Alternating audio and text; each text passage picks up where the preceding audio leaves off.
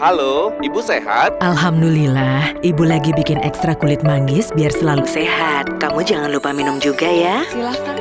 Pasti Bu, aku kan selalu minum ekstrak kulit manggis Garcia. Garcia terbuat dari kulit manggis murni, asli Indonesia. Higienis, diproses dengan teknologi modern, hingga lebih praktis. Ayo sehat bersama ekstra kulit manggis Garcia. Sekali lagi, Garcia.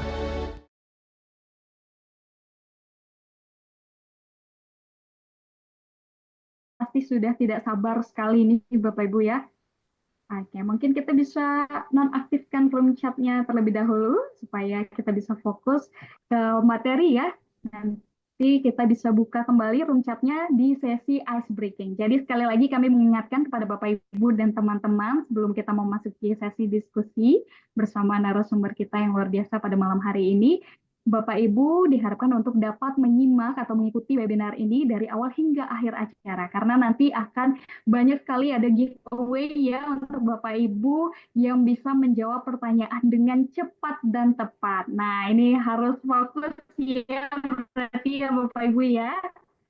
Karena kita semua pasti punya visi-visi yang sama pada malam hari ini, yaitu untuk lebih sehat lagi. Ya. Oke, kita langsung dengan tema kita pada malam hari ini, yaitu membuat ramuan herbal di rumah sebagai obat alami penyakit degeneratif. Kita ke Dokter Yanti lebih dahulu ya. Dokter, apa sih penyakit degeneratif itu dan apa aja penyakit yang termasuk penyakit degeneratif? Karena kan sebagai orang yang bukan ahli di bidang kesehatan atau mungkin belum pernah mendengar degeneratif, Bapak Ibu dan teman-teman mungkin masih belum familiar ya dengan penyakit degeneratif. Seperti apa sih, dokter? Oke. Saya sambil share screen mungkin ya, Kak Prema ya. Boleh, dokter. Jadi kalau misalkan kita ngobrolin tentang penyakit degeneratif ya. Jadi penyakit generatif itu akibatnya karena kerusakan. Karena kerusakan fungsi organ atau jaringan tubuh yang seiring dengan waktu. Tadi saya sempat singgung ya bahwa menua itu pasti. Nah, pada proses penuaan itu terjadi kerusakan. Yang harusnya kebalikannya degeneratif adalah bergenerasi ya, melahirkan sel-sel baru. Nah, ini kebalikannya, kemunduran, kemunduran fungsi organ. Kemunduran fungsi organ. Organ mana saja? Ya organ-organ tubuh yang ada di kita. Organ jantung, organ paru, yang memiliki fungsi vital. Nah, hal itu akan berbahaya ketika organ-organ vital yang mendukung tubuh kita itu mengalami kemunduran fungsi. Begitu, Kak Prema. Oke, terima kasih dokter. Kemudian apa aja sih nih dokter contoh-contoh penyakit degeneratif? Oke, jadi kalau misalkan kita bicara tentang contohnya ya, sebetulnya itu penyakit-penyakit yang sangat familiar teman-teman, yang sering kali kita dengar dan sepertinya menakutkan. Contoh, penyakit jantung, ya. Harusnya kita tetap memiliki jantung yang sehat, tapi itulah karena bertambahnya usia, kemudian gaya hidup yang berubah, yang tadinya sehat, terus menjadi gaya hidup yang tidak sehat. Seperti apa gaya hidup yang tidak sehat? Yang pertama, aktivitas fisiknya kurang, mageran. Kedua, pola makannya tidak seimbang.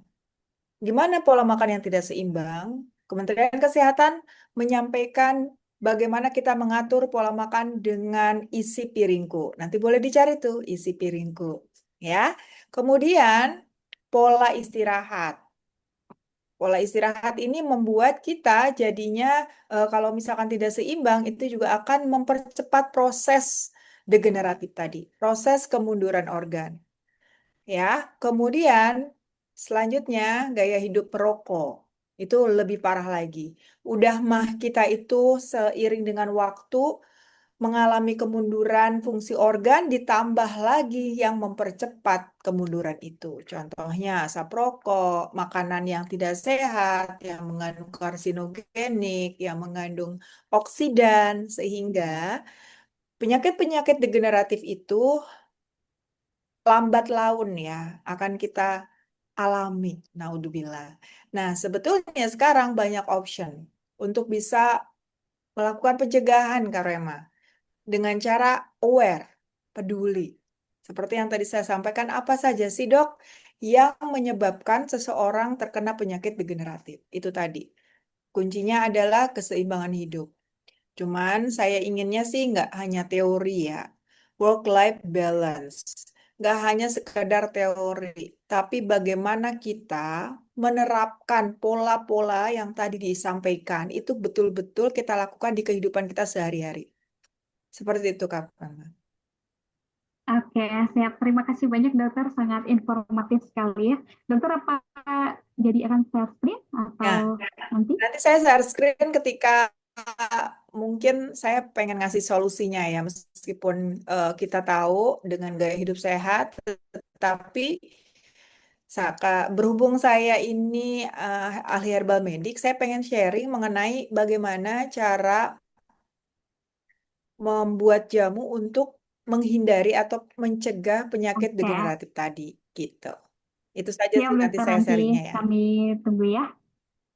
Oke, ternyata degeneratif ini penyakit yang bisa tercipta karena ulah kita sendiri ya dokter ya.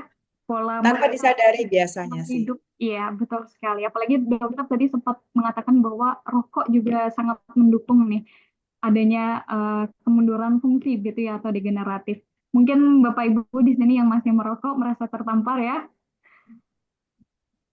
Oke, kita bergeser ke Pak Edo ya. Ya, Pak Edo. Nah, bagaimana nih Pak ramuan herbal atau obat tradisional dapat bekerja menyembuhkan penyakit? ya, Mbak Prem. Ini Dokter Yati nih saya nanti akan sedikit sharing. Cuman kalau kurang-kurang tolong dikoreksi ya dok. Nanti sama Dokter Aman, Yati. aman, Mas Edo. Mas Edo ini loh, pengalamannya jauh lebih banyak daripada saya. Cuman kalau kata dokter biasanya lebih lebih pasti nih Mbak Prema biasanya ya Bapak Ibu ya. Ini karena Baik, ada jas saktinya, jas putih. ada jasa saktinya. Baik. Jadi saya setuju banget tadi bahwa penyakit-penyakit itu datang memang karena tadi ada kerusakan di dalam tubuh. Jadi ibaratnya gini, kalau motor itu mesin itu motor itu ya bagian mesin-mesinnya itu kayak organ tubuh kita gitu ya, jantung kita, terus paru-paru kita, lambung kita, ginjal kita itu ibarat mesin lah, ibarat roda, ibarat tempat oli ya, tempat busi lah kira-kira gitu ya. Pokoknya perangkat dalam motor itu mesin-mesin itulah organ kita. Nah, saat nggak dirawat dengan baik, organ itu pelan-pelan memang akan rusak tuh. Ya sama aja lah kayak motor ya, nggak diservis gitu ya dokter Yanti ya. Nanti lama-lama Betul. dia akan rusak tuh. Apalagi kalau nggak diganti olinya gitu ya. Oli ini di motor kalau di tubuh kita itu kayak darah lah.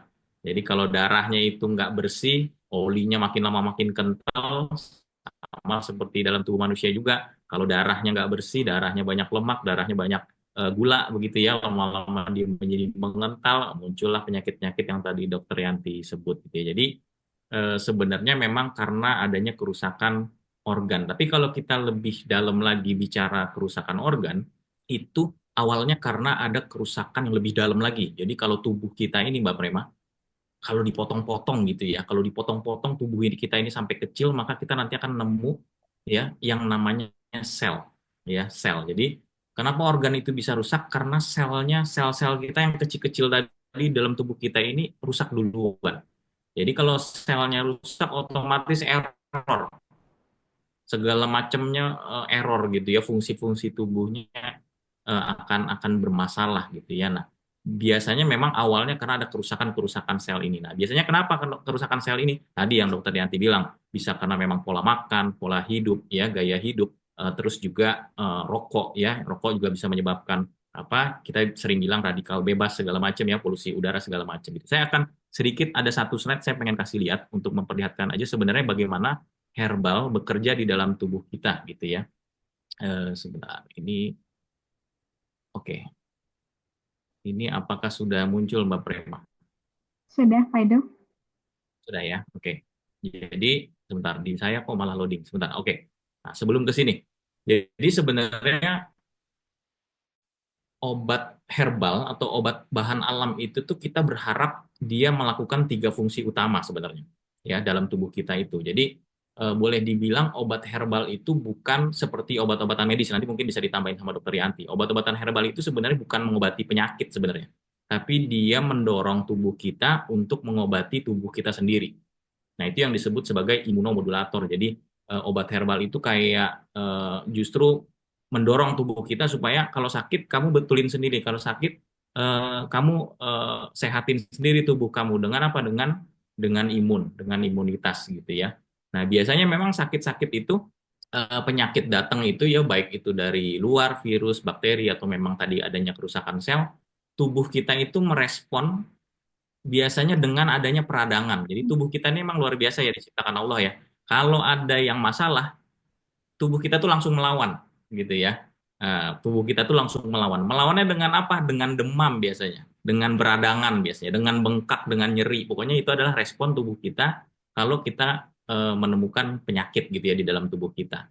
Terus yang ketiga tadi adanya kerusakan sel akibat sakit-sakit tadi itu awalnya karena kerusakan sel. Jadi sebenarnya yang diharapkan dari sebuah bahan herbal itu sebenarnya tiga fungsi ini. Ya, pertama adalah dia mengatasi peradangan akibat penyakit. Yang kedua, dia mendorong tubuh kita untuk menyembuhkan diri sendiri. Dan yang ketiga tadi, dia menghentikan supaya sel kita tidak bertambah rusak akibat adanya radikal bebas. Nah, ini sering disebut sebagai fungsi yang namanya antioksidan. Jadi tiga fungsi ini sebenarnya kenapa herbal itu bisa menyembuhkan penyakit kita. Tapi bukan benar-benar menyembuhkan penyakit ya. Dia hanya mendorong tubuh kita untuk menyembuhkan diri kita sendiri. Nah, tiga fungsi ini.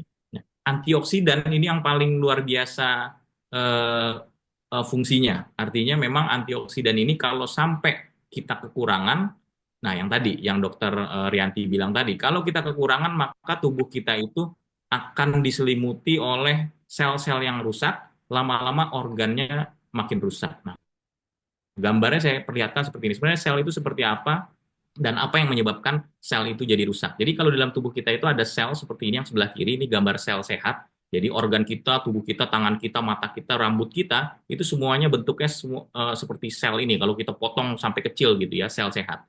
Nah, begitu ada radikal bebas datangnya dari mana? Bisa dari luar seperti asap rokok, polusi udara, bisa dari dalam juga dari makanan, bisa dari gaya hidup yang salah juga, ya kurang istirahat segala macam ini muncul radikal bebas. Radikal bebas ini akan bikin sel kita menjadi rusak. Nah, bagaimana cara menghentikan terjadinya hal ini? Itu kita harus cukup yang namanya antioksidan di dalam tubuh. Jadi memang itulah cara kerja obat herbal di dalam tubuh, dia memang salah satu fungsi utamanya adalah sebagai antioksidan. Gitu Mbak Prima kira-kira ya. Mudah-mudahan menjawab. Nanti mungkin kalau kurang boleh nanti ditambahkan sama Dokter Yanti ya atau dilengkapi. Oke, baik. Terima kasih banyak Pak Edo. Ternyata ada 3 ya manfaatnya nih, cara kerja dari obat tradisional ya, yang nanti pasti kita akan lebih kupas secara detail ya, dokter ya, dan Pak Edo. Kemudian kita berlanjut ke Dokter Yanti. Tapi sebelumnya kami kembali menyapa ya kepada Bapak Ibu teman-teman yang baru saja bergabung. Ini partisipannya terus bertambah, puji syukur ya. Selamat datang Bapak Ibu di acara webinar kesehatan herbal persembahan dari Garcia. Bapak Ibu kami harapkan dapat bergabung sampai akhir acara ya, karena nanti akan banyak sekali ada giveaway dan juga ilmu yang tentu sangat bermanfaat untuk kita. Ada juga sesi diskusi atau tanya jawab bersama narasumber yang luar biasa ya, bersama Dr. Yanti dan juga Pak Edo. Jadi Bapak Ibu bisa bertanya sebebas-bebasnya di room chat ya. Manfaatkan kesempatan ini sebaik mungkin, karena kalau kita ke rumah sakit aja konsul ke dokter bayarnya bisa lumayan ya, tidak murah ya Bapak Ibu ya. Jadi di webinar kesehatan ini, ayo kita manfaatkan sebaik mungkin ya Bapak Ibu ya. Oke, kita langsung berlanjut ke Dokter Yanti ya. Ini pertanyaannya adalah obat medis ini kan banyak efek sampingnya ya dokter ya. Apakah herbal ini aman untuk dikonsumsi jangka panjang? Nah, itu tergantung herbalnya. Kalau ada pertanyaan demikian, itu tergantung herbalnya. Karena ada beberapa pakem yang selalu saya sampaikan kepada orang yang mau mengkonsumsi herbal. Yang pertama, lihat ingredientnya. Ya, apa ingredient dari yang diminum. Kadang-kadang orang awam ketika melihat produk herbal, oh ini herbal, aman. Tuh. ya. Belum tentu. Baru saja saya baca berita BPOM menciduk obat pelangsing yang mengatasnamakan produk herbal yang ada di pasaran. Kebayang nggak kalau orang awam mengkonsumsi itu bagaimana jadinya? Nggak tahu kalau ternyata itu membahayakan karena mengandung bahan kimia obat. Nah, yang bikin nggak aman adalah campuran kimia obatnya. Sama aja kayak kita makan atau minum obat kimia. Betul nggak? Jadi, Bapak Ibu harus kritis apa yang dikonsumsi. Pastikan ingredientnya. Yang kedua, pastikan produsennya yang terpercaya. Bagaimana dok kami tahu kalau herbal yang dikonsumsi itu merupakan herbal yang diproduksi oleh produsen yang terpercaya? Bisa jadi pertama kita bisa lihat kode produksi, ada nomor registrasinya. Cek di klik BPOM, klik BPOM. Di situ kita cek, paskan ya, cocokkan nomor registrasinya dengan nama mereknya ya, nama produsennya. Kalau ada yang nggak beres, nah itu jangan dipercaya. Kemudian selanjutnya, setelah kita yakin, oh ini herbalnya, ingredientnya, misalkan kulit manggis ya. Kemudian yang memproduksinya, produsennya terpercaya sesuai nomor registrasi dengan yang tertera di BPOM, itu berarti oh checklist, boleh nih. Kemudian yang ketiga, lihat kemasannya, cara konsumsinya. Ya, ada dosisnya. Apakah 1 kali 2 kapsul atau 2 kali 2 kapsul sesuai dengan yang tertera di kemasan. Herbal itu akan aman ketika kita mengkonsumsi sesuai dengan anjuran. Jangan seenaknya sendiri. Kemudian perhatikan waktu penggunaannya. Setelah tahu dosisnya, waktu penggunaan kapan? Setelah makan, sebelum makan, pagi, sore, siang. Nah, itu ada biasanya anjurannya ya. Itu jadi seringkali orang mengkonsumsi herbal tanpa takaran, tanpa dosis, tanpa aturan penggunaan. Begitupun herbal atau ramuan yang dibuat sendiri. Saya selalu menyampaikan, sebelum kita mau mengkonsumsi herbal untuk obat, pastikan kita pahami dulu pengetahuannya, ada ilmunya. Bapak Ibu nggak usah jadi dokter yang belajar herbal medik seperti saya, 2 tahun lamanya di UI gitu ya, mengemban pendidikan, nggak perlu. Bapak Ibu tinggal mendengarkan webinar saat ini ya, dan juga edukasi-edukasi saya mengenai pemanfaatan herbal, insya Allah akan pinter, insya Allah akan bisa. Jadi harus paham dulu ilmunya sebelum menggunakan herbal, sebelum meracik herbal. Itu sih yang saya pesankan, Kak. Mudah-mudahan menjawab ya, Kak Prema. Oke, terima kasih banyak dokter. Berarti ini ada 4 hal ya. Pahami dulu tergantung ingredients-nya apa, kemudian dicek produsen dan juga kode produksinya ya. Jangan sampai produsennya abal-abal begitu. Kemudian dosisnya harus sesuai dengan anjuran dan juga waktu penggunaan ya. Jangan sampai expired. Dan yang paling penting adalah harus paham ilmunya ya dokter ya. Jangan sampai merasa bahwa ini semua bahan alami, bahan herbal yang diracik sendiri, asal-asalan, merasa sudah aman karena semua bahannya organik, belum tentu ya dokter ya, karena itu semua ada ilmunya. Sesuai yang dibilang dokter tadi, Bapak Ibu untuk dapat menyimak sampai akhir webinar ya, karena banyak, semakin malam semakin banyak ilmunya nanti bisa disampaikan oleh dokter tentunya sebagai ahli dan juga Pak Edo bagaimana cara meramunya nanti nih ya yang aman untuk dikonsumsi. Oke, terima kasih banyak dokter.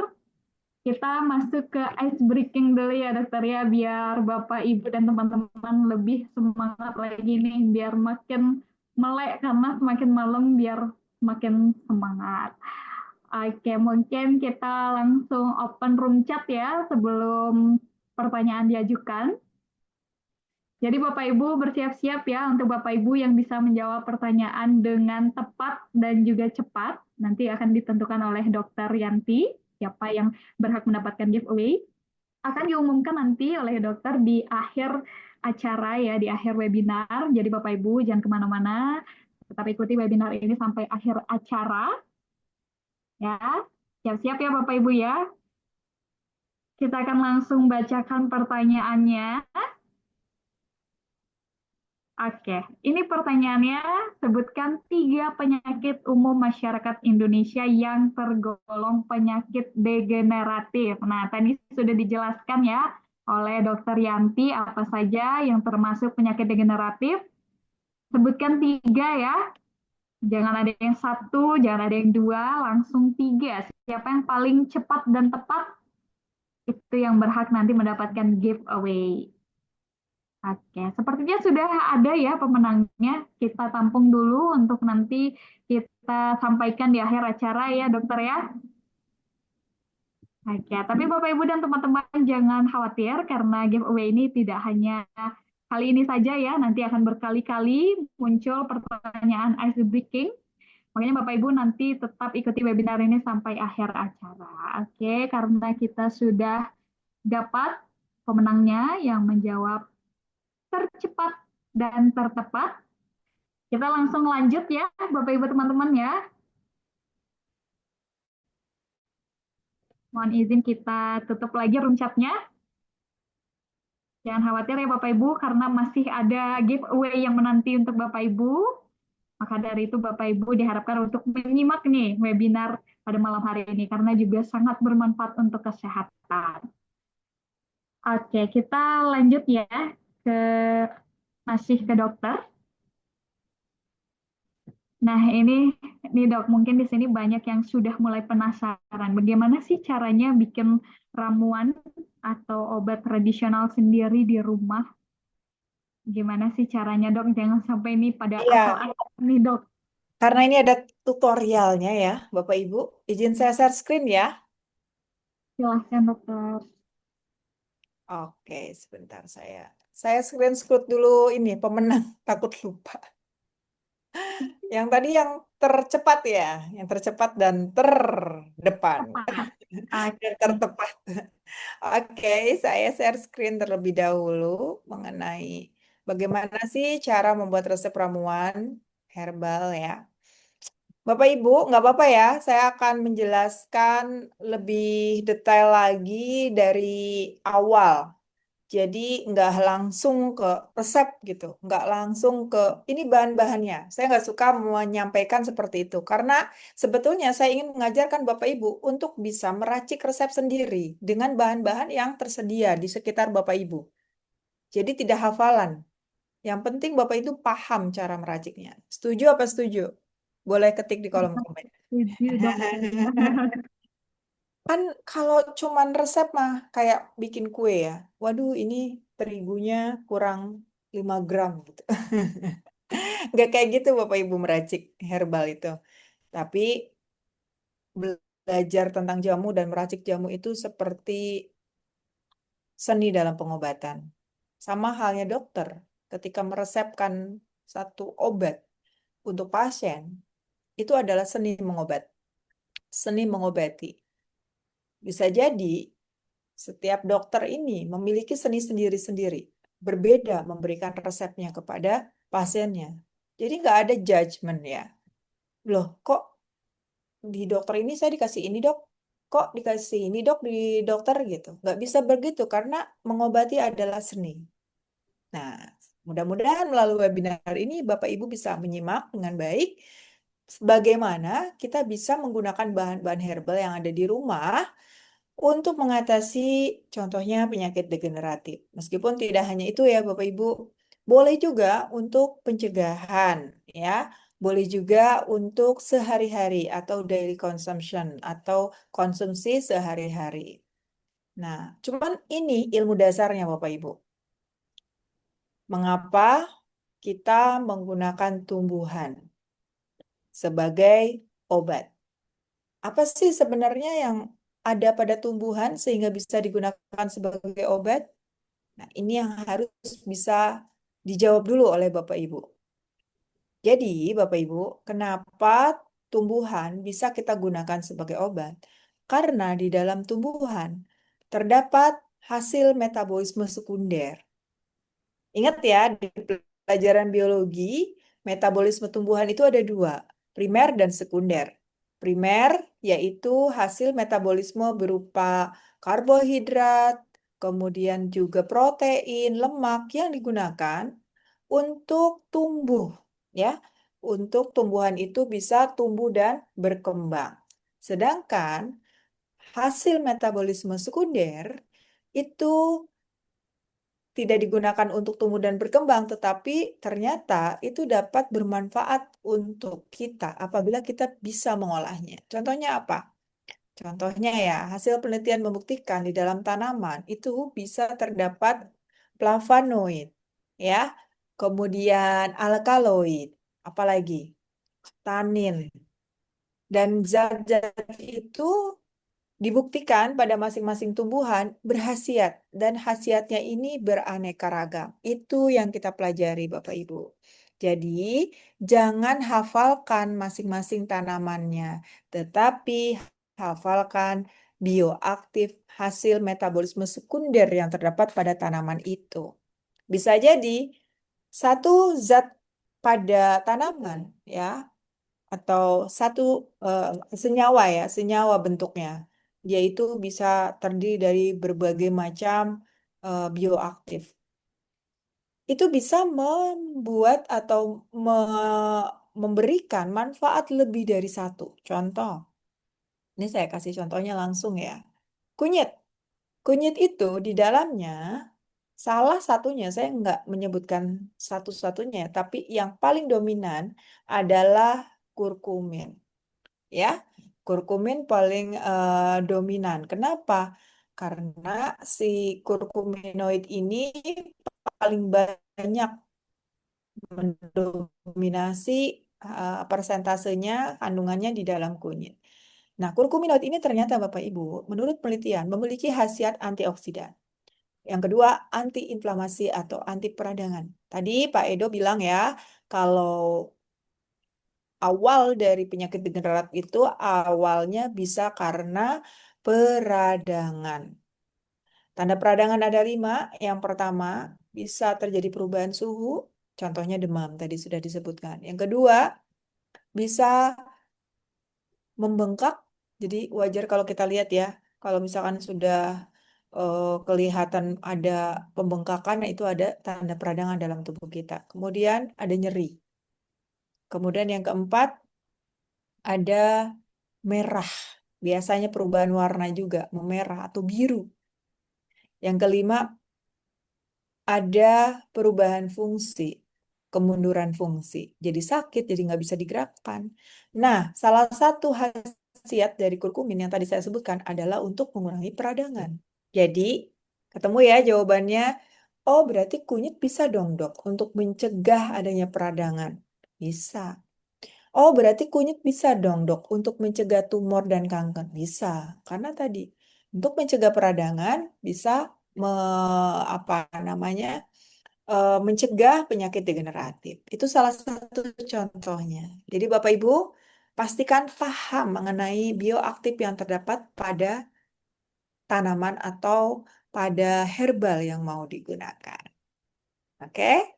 Siapa yang sudah mengerti boleh ketik sudah.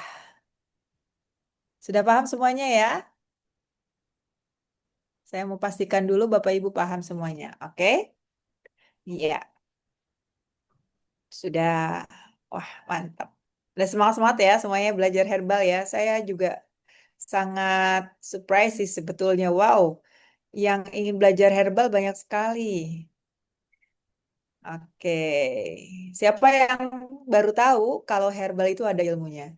Bisa dipelajari secara formal maupun informal. Kalau secara formal seperti saya, itu di S2 Herbal Medik UI, dan kalau informal bisa mendapatkan sertifikasi seperti Mas Edo ya, dari BNSP. Lanjut ya, Bapak Ibu. Nah, sekarang gimana cara meramu dan meracik jamu? Siapa yang penasaran? Insya Allah habis ini, Bapak Ibu bisa praktek di rumah. Cuman saya titip ini nih. Kita harus lakukan persiapan dulu sebelum merekam. Keilmuannya, ketahui nama tanamannya apa, terus bentuknya, karena banyak yang serupa tapi tak sama. Kemudian bagian tanaman yang digunakan juga, lalu khasiat tanamannya, dan sedikit tentang ilmu penyakitnya. Nggak perlu seperti dokter, tapi pahamlah. Oh, penyakit diabetes itu ada gejala sering pipis, sering lapar, atau lapar terus gitu ya. Kemudian juga lemes, misalkan. Itu salah satunya caranya. Pahami ukuran dan takaran. Buat Bapak Ibu yang ada di rumah ya, bisa menggunakan alat ukur rumah tangga atau bisa juga dengan timbangan digital. Biasanya kalau dengan menggunakan bahan baku yang segar, saya anjurkan menggunakan takaran rumah tangga. Tapi kalau menggunakan bahan baku yang kering, herbal kan ada bahan baku segar dan kering ya, atau simplicia saya menyebutnya. Itu biasanya kalau yang kering menggunakan timbangan digital biar lebih takarannya lebih pas. Dan yang saya sampaikan adalah resep-resep yang sudah sesuai dengan literasi ya. Jadi bukan kata saya, bukan kata Facebook, bukan kata konten Instagram, tapi kata referensi gitu ya. Biasanya yang saya gunakan referensinya itu dari Kementerian Kesehatan, dari Balitbang ya. Saya tidak apa ya, bukan orang yang mengklaim bahwa ini herbal ala Dokter Yanti, enggak. Karena apa? Karena saya ingin Bapak Ibu mengetahui resep itu dari sumber yang jelas, ya. Nah, seperti apa dok takaran rumah tangga? Gelas, cangkir, sendok ya, satu gelas, satu cangkir, satu sendok makan, satu genggam, satu jari tangan, satu ibu jari, satu pelepah, contoh seperti itu. Satu helai sebesar telur, secukupnya, sejimpit, seujung kuku. Itu direkomendasikan oleh Kementerian Kesehatan.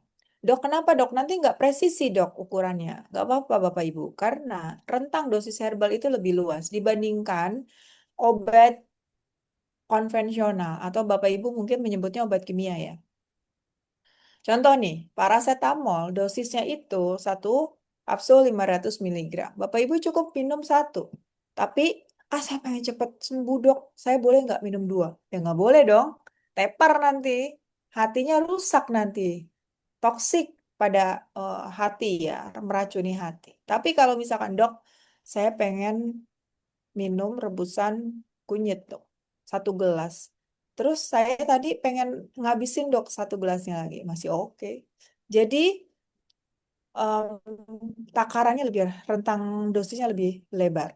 Sekarang kita melangkah ke cara merabu. Cara meramu ini, Bapak Ibu, sebetulnya berbagai macam ya. Yang saya sampaikan di sini adalah teknik meramu dengan metode infusa atau rebusan.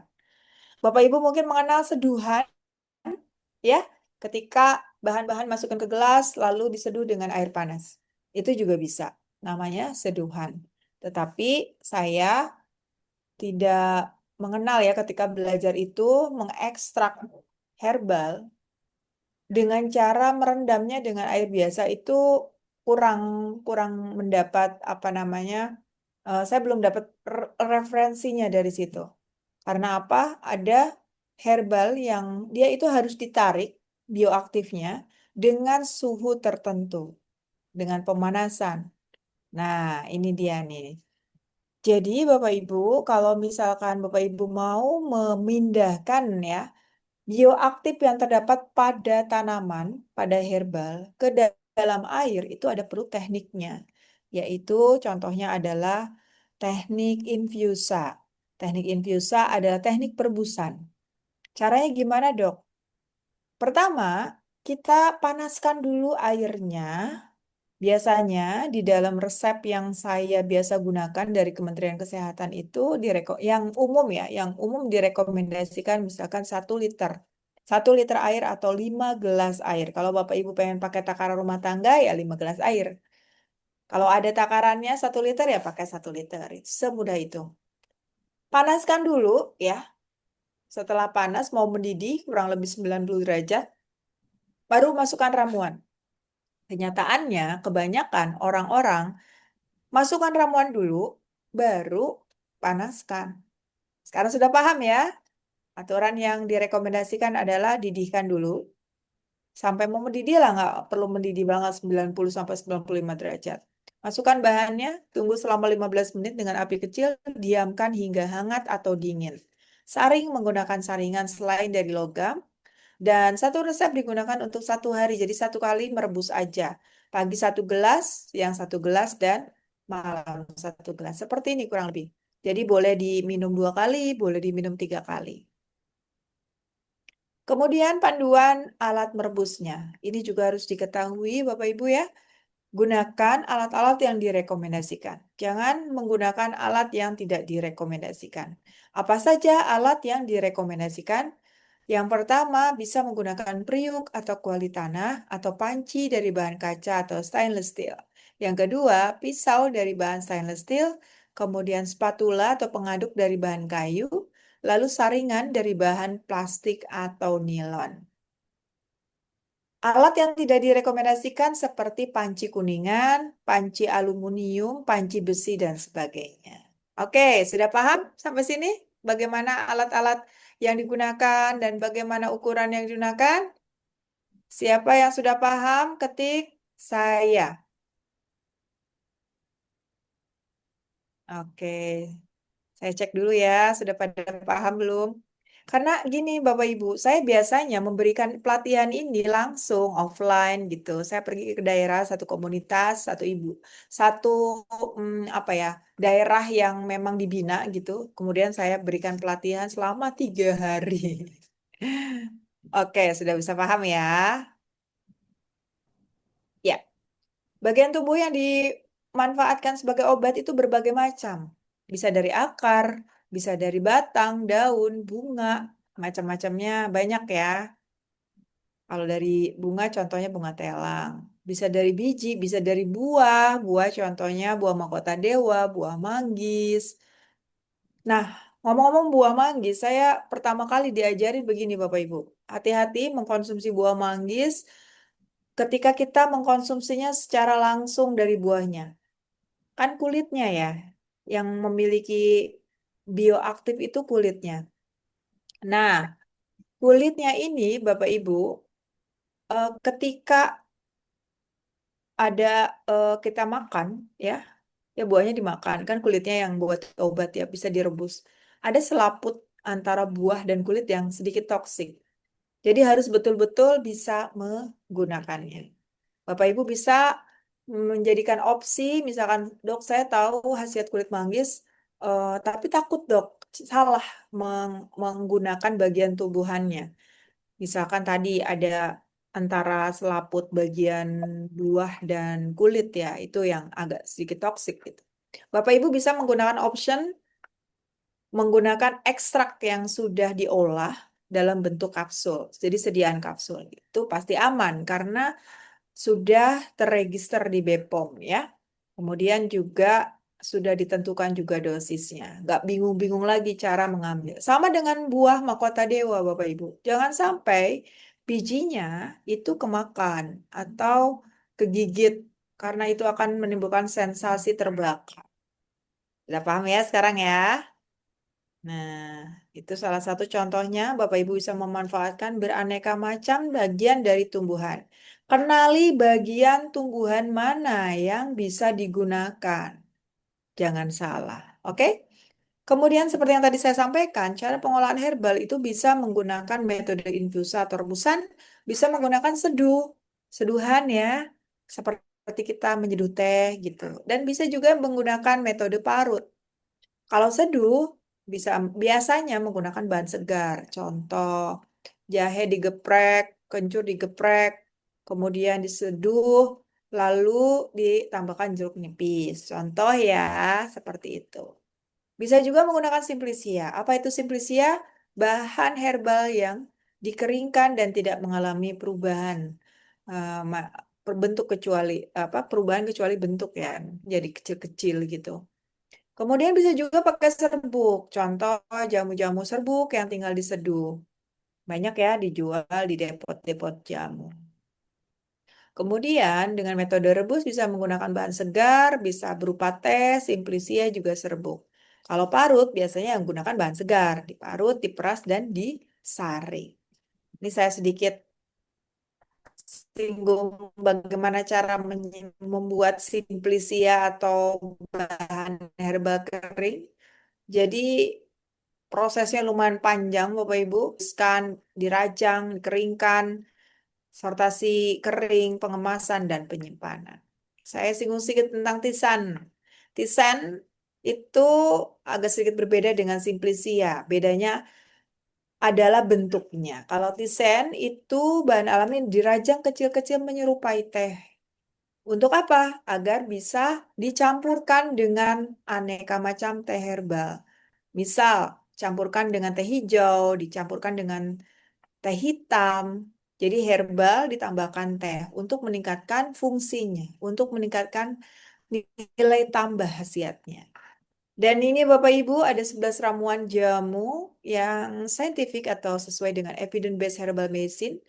Artinya apa? Sudah teruji klinis oleh Kementerian Kesehatan kita melalui Balitbang atau Badan Penelitian dan Pengembangan Tanaman Obat. Ngomong-ngomong, sudah ada 11 ramuan loh yang sudah teruji klinis. Ya, ada asam urat, hipertensi, wasir, radang sendi, kolesterol tinggi, obesitas, gangguan fungsi hati, gangguan lambung, batu saluran kencing, kencing manis, kebugaran. Rata-rata ini merupakan ramuan jamu yang apa? Justru penyakit degeneratif. Ini contoh untuk asam uratnya. Ibu bapak bisa menggunakan herba tempuyung, kayu secang, daun kepal, rimpang temulawak, rimpang kunyit, herba menirang. Ya betul, asam urat juga merupakan penyakit-penyakit degeneratif. Betul ya? Nah, caranya gimana dok? Bisa menggunakan metode infusa seperti yang tadi saya jelaskan. Atau bisa juga menggunakan, nah kalau tadi yang saya sebutkan bahan kering atau simplisia, ini menggunakan bahan yang segar. Menggunakan kayu secang, daun tempuyung, daun kepal. Kemudian yang kedua, darah tinggi. Ramuan untuk darah tinggi, saya rekomendasikan yang pertama, herba seledri. Dok, herba itu maksudnya apa dok? Herba itu adalah seluruh tanaman kecuali akar. Jadi seledri ini bisa menggunakan batangnya, bisa menggunakan daunnya. Dan yang digunakan di sini adalah dari bahan yang kering.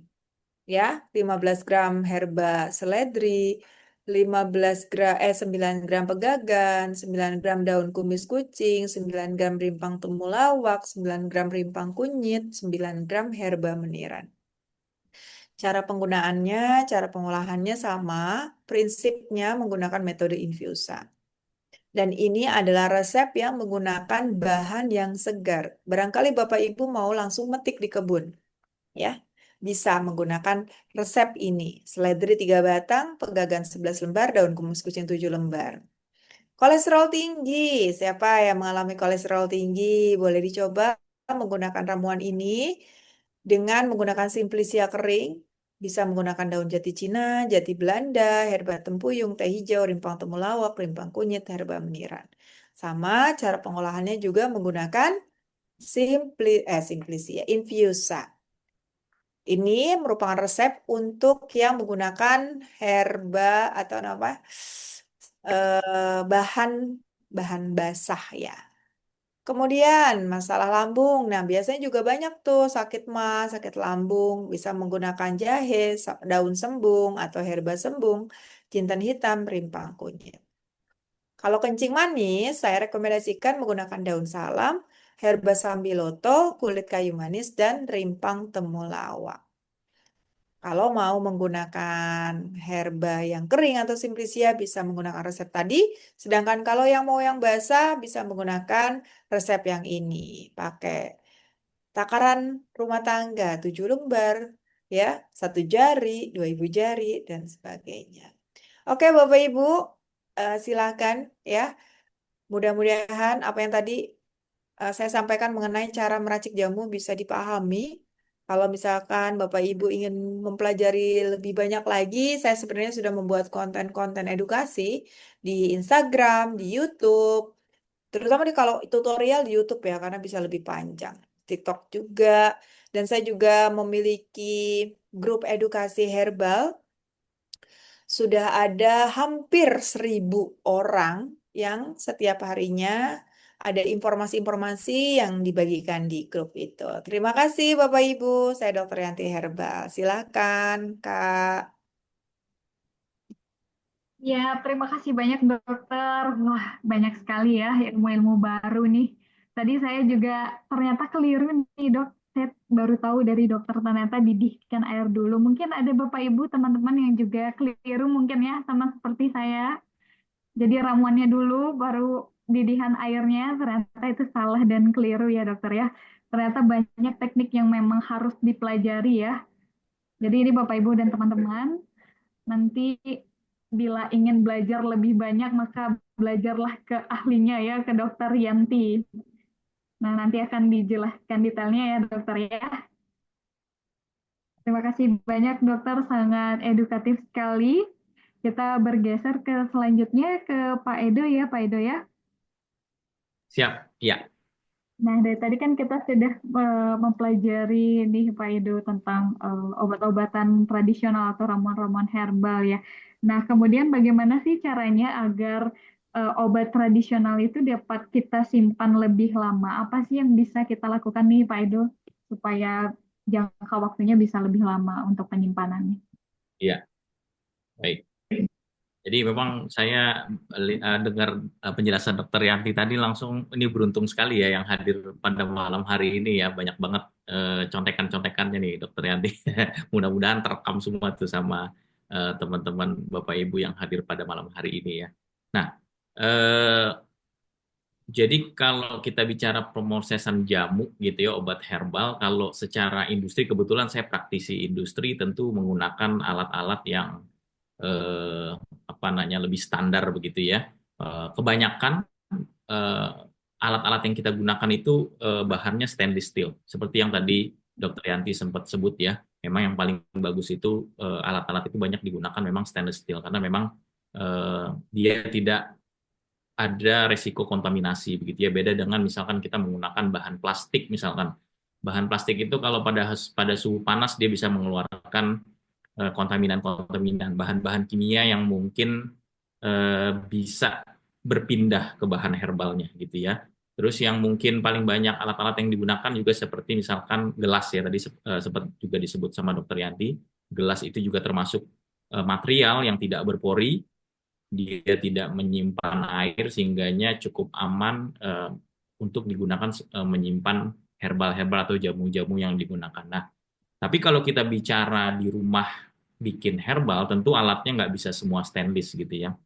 Nah, tentu terbatas. Paling yang ada mungkin gelas, mungkin ada ya bentuk-bentuk piring atau panci-panci stainless gitu ya. Nah, bagaimana kita bisa membuat jamu, terus nanti jamunya ini, obat herbal yang Bapak Ibu simpan ini bisa bertahan lama.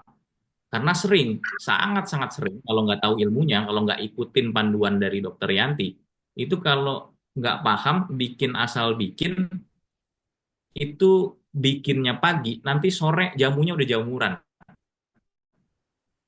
Nah, Dokter Yanti pasti sering tuh ketemu apa siswa-siswanya mungkin ya yang dilatih sama Dokter Yanti karena nggak paham konsep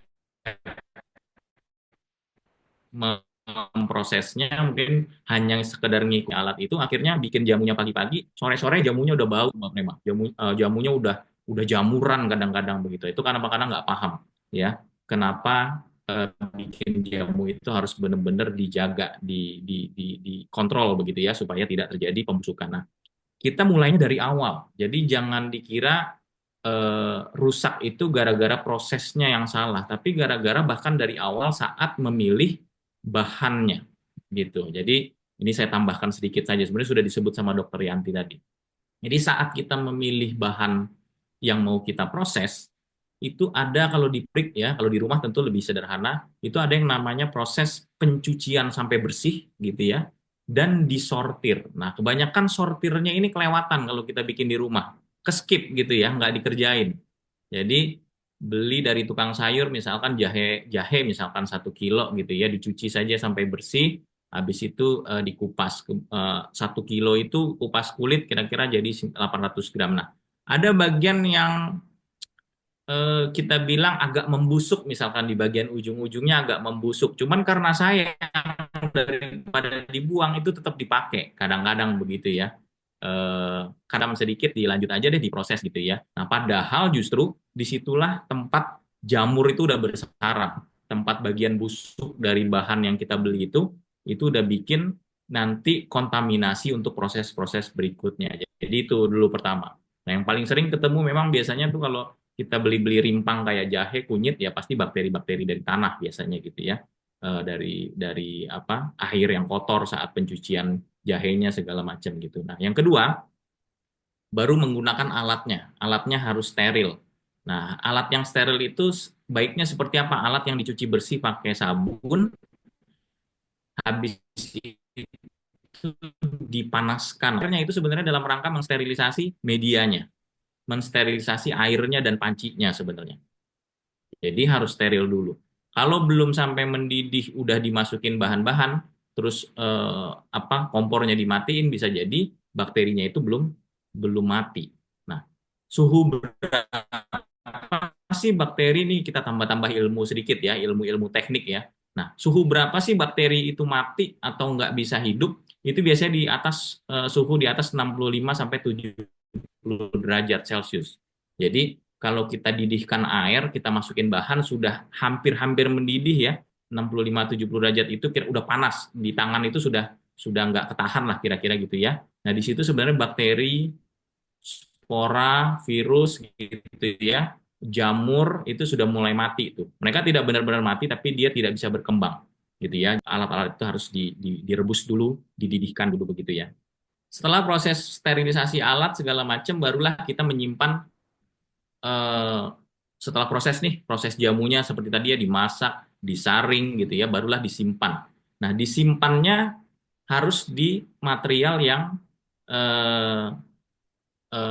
tadi yang saya bilang ya, awet ya. Awet itu dalam artian apa? Dia tidak menyimpan air. Dia tidak menyimpan air. Contohnya kaca ya, contohnya panci stainless. Jadi kalau misalnya kita bikin jamu, sudah jadi nih jamunya bentuknya cair, itu memang yang paling bagus nyimpannya di botol kaca. Kenapa? Kaca itu gampang dibersihkan dan gampang dikeringkan. Beda dengan botol plastik. Kalau botol plastik itu berpori. Jadi dia bisa nyimpan air-air di permukaan plastik itu, sehingga nanti kalau nanti kita nyimpannya nggak benar, air itu bisa jadi sarang tempat bakteri atau jamurnya tumbuh gitu ya. Nah, itu soal tempat. Sudah disimpan, terus selanjutnya di wadah gitu ya, terus selanjutnya disimpan di mana? Yang paling baik itu supaya umur jamu kita atau obat herbal kita makin lama makin panjang ya umur usianya, maka harusnya paling baik itu disimpan di kulkas, Mbak Prema. Harus disimpan di kulkas. Ya, kenapa disimpan di kulkas? Karena bakteri itu tidak bisa berkembang di suhu kulkas. Suhu kulkas kita biasanya 4 derajat, kurang dari 4 derajat Celcius. Nah, kalau di atas suhu kamar 20 derajat Celcius ke atas, itu bakteri udah mulai berkembang lagi. Jadi kalau kita bikin jamu, habis itu kita simpan di botol kaca, ya, kebetulan di botol kaca itu ada sedikit saja, ya, misalkan ada pengotor bakteri atau apa, terus kita taruh di luar, ya, di luar di suhu kamar, maka dalam waktu sehari 2 hari bakteri yang tadi akan hidup lagi karena suhunya enak buat dia berkembang. Nah, yang paling aman adalah kita taruh di kulkas, karena suhu kulkas sudah pasti bakterinya tidak akan berkembang biasanya, gitu ya. Nah, itu cara supaya jamu yang kita buat itu bisa bertahan lama. Bisa sampai bertahan lama berapa lama? Bahkan bisa sampai 3 bulan. Ya, bikin jamu sendiri rumah itu tidak perlu khawatir dia umurnya cuma sampai 5 hari 1 minggu saja kalau kita benar caranya. Jadi kalau kita benar caranya dari mulai tadi ya, pemilihan sortir bahannya yang bagus, penggunaan alatnya yang steril, terus apalagi tadi penggunaan bahan wadahnya sama penyimpanannya harus di suhu yang rendah, maka itu bisa awet sampai 3 bulan. Ya, satu teknik lagi tambahan, ya, kalau misalkan mau menambah umur usia jamu kita itu adalah dengan cara dikeringkan. Nah, dikeringkan. Jadi misalkan jamu kita bentuknya sudah bentuk cair gitu ya. Nah, kalau di pabrik itu dikeringkan. Bagaimana yang cair itu bisa dikeringkan? Biasanya ditambah sesuatu ya, ditambah misalkan tepung misalkan atau ditambah gula biasanya gitu ya. Nanti dia menjadi bentuknya seperti pasta, seperti bubur, nanti dikeringkan di dalam oven biasanya. Nah, oven berapa derajat? Biasanya dipakai suhu 60 derajat Celcius. Kenapa 60 derajat? Karena memang bahan-bahan alam itu tidak boleh lebih dari 60 derajat Celcius. Kalau lebih dari 60 derajat Celcius, maka bahan-bahan alam itu biasanya akan rusak. Makanya proses-proses pembuatan jamu di pabrik itu biasanya panasnya tidak lebih dari 60 derajat Celcius. Nah, itu ya, jadi cara-cara memperpanjang masa usia jamu tadi dengan milih bahannya yang benar, terus alatnya harus disterilisasi, nyimpennya di wadah yang baik, ya contohnya botol kaca atau stainless gitu ya. Dan keempat tadi disimpan di suhu kulkas, suhu yang dingin. Tambahannya kalau bisa, misalkan di rumah punya oven atau punya pengering, bisa bahannya dikeringkan. Begitu Mbak Firma, mudah-mudahan bisa memperpanjang tuh usia jamunya bisa disimpan sampai bahkan 3 bulan. Oke, terima kasih banyak Pak Edo, sangat bermanfaat sekali ya. Ini semoga bisa memperpanjang masa penyimpanan ya.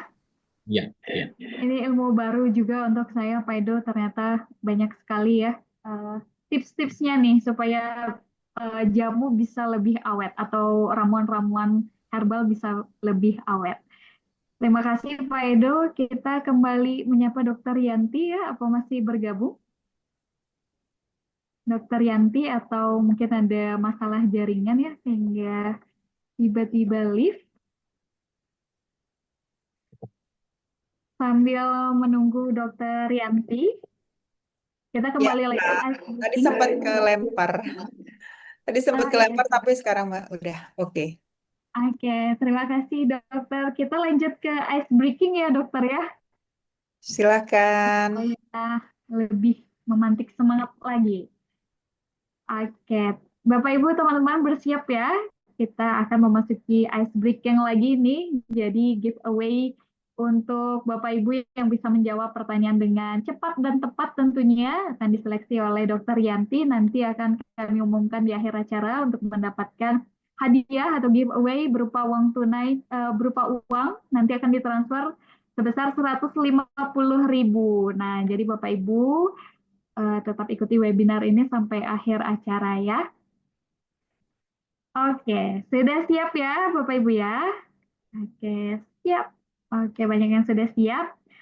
Oke, pertanyaannya, sebutkan langkah membuat obat tradisional di rumah. Oke, bisa langsung diketik lalu kirim di room chat.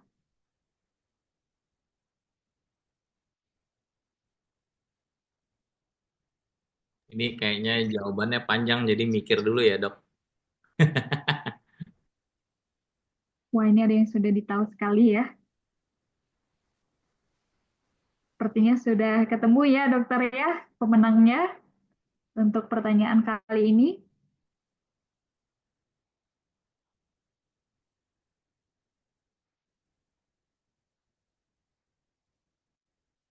Oke, sepertinya sudah cukup ya Bapak Ibu teman-teman. Sudah ketemu sepertinya untuk yang menjawab paling tepat dan juga cepat. Oke, kita tutup ya sesi ice breaking ini. Nanti kita lanjutkan lagi ya Bapak Ibu ya. Jangan khawatir Bapak Ibu, masih ada giveaway lagi yang menanti ya. Jadi tetap ikuti webinar sampai akhir acara. Oke. Kita lanjut lagi dokter. Silakan Kak Prema. Oke, pertanyaan selanjutnya nih dokter. Bolehkah disebutkan atau diberikan contoh satu ramuan yang bisa dibuat di rumah untuk mengobati satu penyakit degeneratif? Oke, tadi saya tayangkan lagi ya. Misal nih, penyakit diabetes misalkan ya. Hmm. Nah, ini bisa mudah sekali didapatkan Bapak Ibu. Ada daun salam 7 lembar, sambiloto 7 lembar. Tahu sambiloto ya? Si Raja Pahit penangkal penyakit. Karena rasanya pahit banget. Kemudian kayu manis, temulawak. Temulawak berbeda sama kunyit ya Bapak Ibu ya. Kalau kunyit ya lebih ke orange. Kalau temulawak warnanya kuning.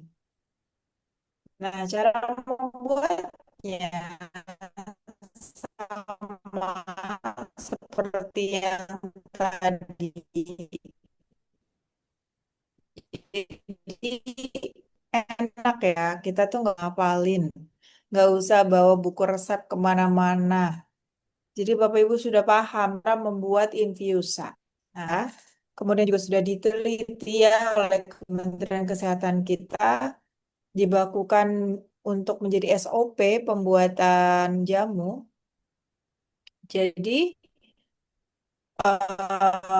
cara untuk mengekstrak secara alami bioaktif yang terdapat tanaman untuk berpindah ke air. Sehingga kalau kita minum airnya, berarti airnya sudah memiliki khasiat. Sehingga ketika diminum, insya Allah bermanfaat untuk tubuh kita.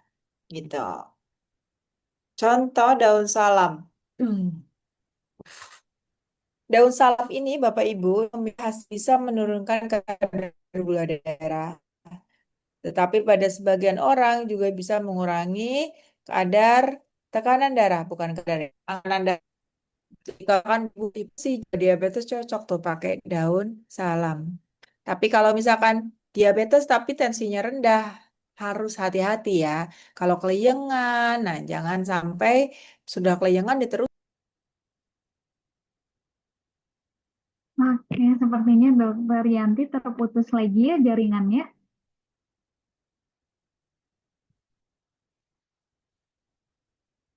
Dokter Yanti apa masih bergabung? Oke, baik Bapak Ibu sambil Lempar lagi ya tadi ya. ah, oke, Kelempar. silakan dokter. Oh iya, oke aman-aman. Terus kayu manis juga berhasiat bisa menurunkan kadar gula darah. Dia itu bisa meningkatkan sensitivitas insulin, Bapak Ibu. Ya, karena pada orang diabetes itu dia masalahnya ada pada ketidaksensitifnya apa tidak sensitifnya pankreas insulin yang disebabkan karena itu dia pankreas sudah bekerja keras memproduksi insulin tapi ternyata karena kita seringkali mengalami lonjakan kadar gula darah sehingga membuat si insulinnya itu resisten jadi males males untuk bekerja. Apa yang terjadi? Ya, terjadilah kondisi diabetes tipe 2. Itu salah satu contohnya. Dan kabar baiknya, kayu manis menurut penelitian itu bisa meningkatkan sel beta pankreas sehingga bisa memproduksi insulin lebih banyak dan bisa membuat si insulinnya lebih sensitif lagi. Kemudian temulawak. Temulawak juga ternyata bisa menurunkan kadar gula darah. Di dalam temulawak ada santorizol. Di dalam temulawak juga ada kurkumin sama seperti kunyit. Gitu. Nah, zat-zat yang tadi itu bekerja secara sinergis untuk menurunkan kadar gula darah dan meningkatkan sensitivitas insulin sehingga bisa meregulasi gula darah. Sehingga aman Bapak Ibu untuk dikonsumsi sehari-hari bagi penderita diabetes. Jadi Bapak Ibu yang punya penyakit diabetes boleh menggunakan ini untuk dikonsumsi sehari-hari. Berapa lama dok? Ya sekitar 2 bulan ya dan itu pun tetap dievaluasi penurunan kadar gula darah. Terima kasih Kak Prema. Oke, terima kasih banyak dokter. Sangat bermanfaat sekali ya. Ini ramuan, salah satu ramuan yang bisa mengobati salah satu penyakit degeneratif. Jadi Bapak Ibu teman-teman bisa coba ya nanti di rumah. Oke, kita berlanjut ke Pak Edo. Ya, Mbak Prima. Selanjutnya Pak Edo, bahan herbal apa saja nih Pak Edo yang berkhasiat bisa dibuat menjadi jamu di rumah? Oke, sebenarnya sudah banyak ya disebut ya dan apa namanya tadi sama Dokter Yanti juga dan memang makin banyak sumber gitu ya, Bapak Ibu, teman-teman yang hadir makin banyak tambahan ilmu harusnya karena memang luar biasa sumbernya sangat banyak sekali Mbak Prema, tidak hanya dari satu kitab saja begitu ya, tidak hanya dari satu buku saja. Ini saya izin share. Nah, ini beberapa yang coba saya tangkap dari beberapa eh, apa namanya slide-slide presentasi ya, terus juga dari formulasi-formulasi yang ada di Badan POM, di Kemenkes. Ini mirip sebenarnya sama yang disampaikan sama Dokter Yanti sebelum-sebelumnya juga sebenarnya. Contoh di sini ya, ini tidak semua ya bahan herbal itu sangat banyak, tapi ini mungkin saya pilihin yang paling dekat dengan Bapak Ibu, yang paling dekat di rumah gitu ya. Kayak tadi kata Dokter Yanti Sambiloto, itu selain efek diabetes ya anti diabetes dia juga sebenarnya ada punya efek anti inflamasinya gitu ya cukup banyak perannya sebagai anti inflamasi. Bawang putih selain anti inflamasi juga bagus buat anti kolesterol. Jadi tadi dilihat juga kalau lihat yang tadi disampaikan sama Dokter Yanti, ramuan-ramuan anti kolesterol itu biasanya ada bawang putihnya biasanya karena memang dia punya manfaat seperti itu. Terus ada daun salam, persis ya apa yang disampaikan sama Dokter Yanti tadi, dia punya efek anti diabetes. Nah, di sini daun salam punya kemampuan untuk menurunkan kadar gula dalam darah. Jahe ya punya efek anti inflamasi atau anti peradangan, tapi juga dia punya walaupun tidak banyak punya fungsi anti diabetes dan juga anti kolesterol. Kayu manis juga sama, hampir mirip sama jahe, dia punya anti diabetes dan juga anti kolesterol. Nah, makanya tadi kayu manis, daun salam dicampur sambiloto, itu semua fungsinya tuh memperkuat anti diabetes tuh, Mbak Prema.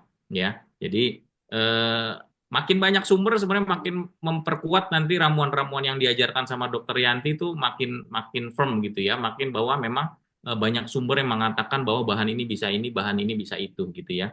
Teh hijau ya selain antiinflamasi dia juga antioksidan yang bagus ya termasuk dia juga punya efek anti diabetes ya walaupun tidak tidak di sini plusnya tidak 3 plusnya 2 artinya dia punya cuman tidak jadi dominan ya.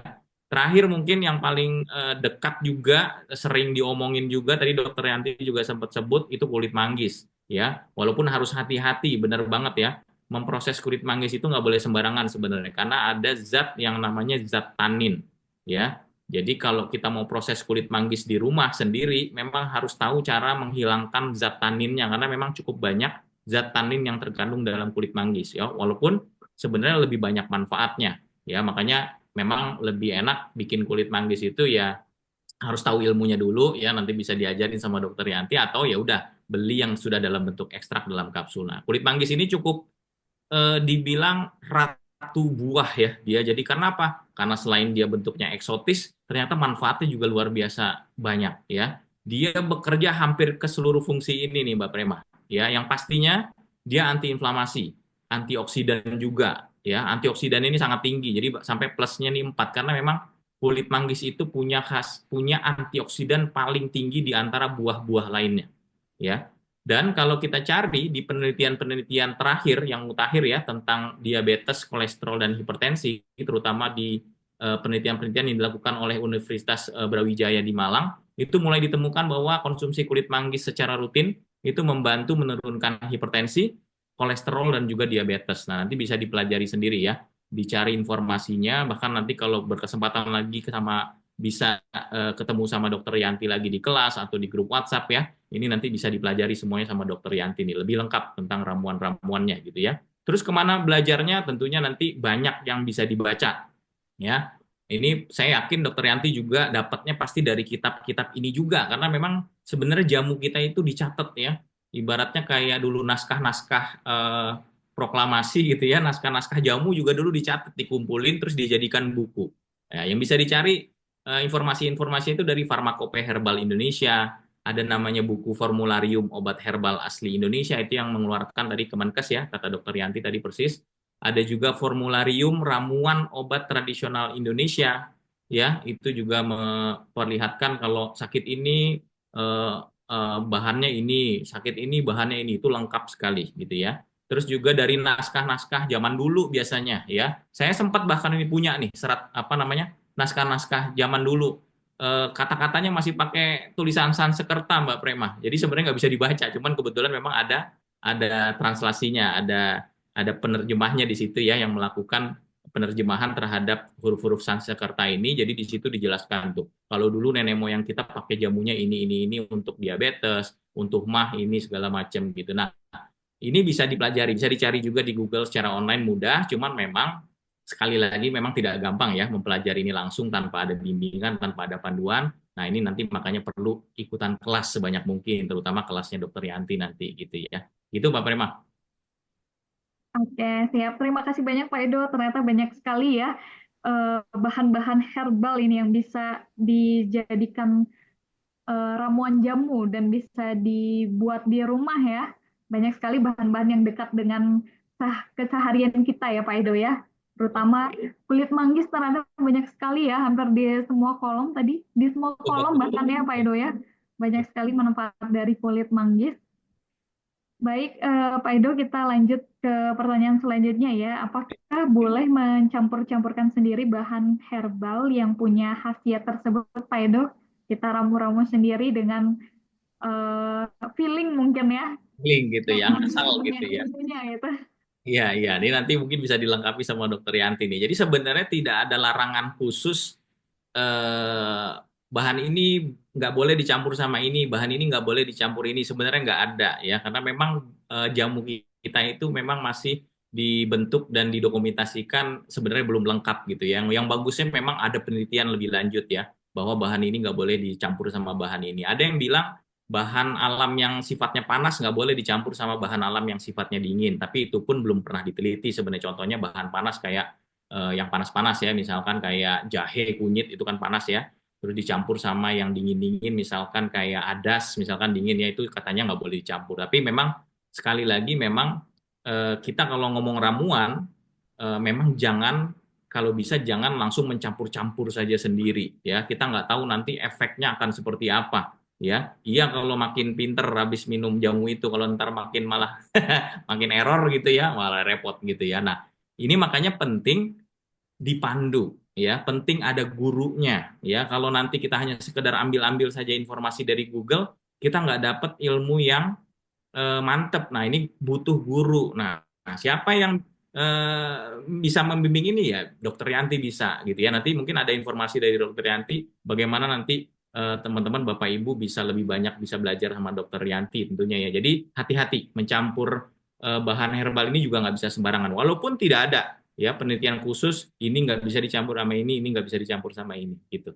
Gitu Mbak Prema. Oke, terima kasih banyak Pak Edo untuk informasinya. Ternyata ya sebetulnya lebih baik lagi apabila kita belajar dengan yang ahlinya ya Pak Edo ya. Iya, betul, betul, betul. Iya, kebetulan ini sudah banyak sekali yang DM saya nih Pak Edo bertanya, Mbak, itu materi Dokter Yanti boleh dibagi? Mbak, gimana cara ikut kelas Dokter Yanti? Gimana cara biar bisa belajar sama Dokter Yanti? Nanti kita jawab satu persatu ya Bapak Ibu teman-teman ya. Kita ke sesi ice breaking dulu nih, salah satu yang ditunggu-tunggu juga oleh Bapak Ibu dan teman-teman. Oke, sudah siap ya Bapak Ibu? Kita memasuki sesi ice breaking lagi. Oke, sudah siap katanya. Pertanyaannya boleh ditampilkan?